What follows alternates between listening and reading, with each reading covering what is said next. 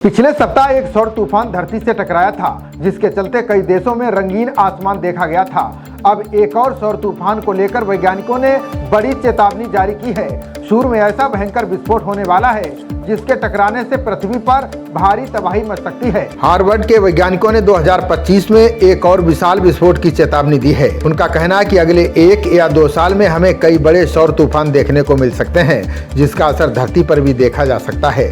वैज्ञानिकों के अनुसार सूर्य अभी अपने सोलर मैक्सिमम तक नहीं पहुंचा। दरअसल सूर्य का एक चक्र 11 वर्षों का होता है और सोलर मैक्सिमम इसका सबसे ताकतवर बिंदु होता है। इस दौरान अशांति सूर्य से निकलने वाली ऊर्जा बहुत ज्यादा होती है।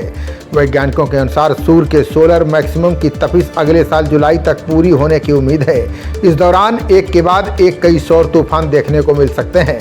विशेषज्ञों का कहना है कि आने वाले इन बड़े सौर तूफानों का सीधा और बुरा प्रभाव भी हो सकता है, जिसमें सैटेलाइट से लेकर बिजली व्यवस्था पर विपरीत असर पड़ सकता है। अभी हाल ही में आए सौर तूफान से कई जगहों पर संचार उपग्रह और पावर ग्रिड को नुकसान पहुंचा था।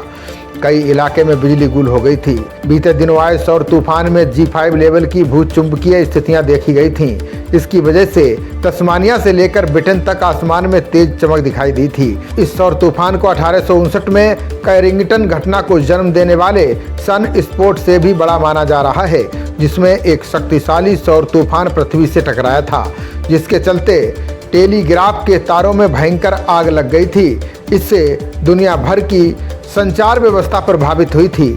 यहाँ तक कि जहाज़ों के कंपास ने भी काम करना बंद कर दिया था। वैज्ञानिकों का अनुमान है कि साल 2025 में आने वाले सोलर मैक्सिमम के दौरान सन स्पॉट की संख्या 115 हो सकती है। इन सन स्पॉट से सौर ज्वाला और प्लाज्मा के शक्तिशाली विस्फोट निकलते हैं, जिसे कोरोनल मास इजेक्शन कहा जाता है।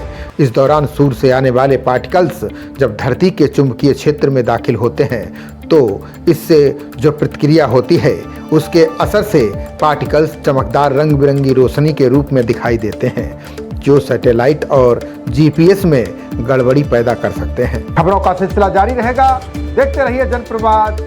नमस्कार।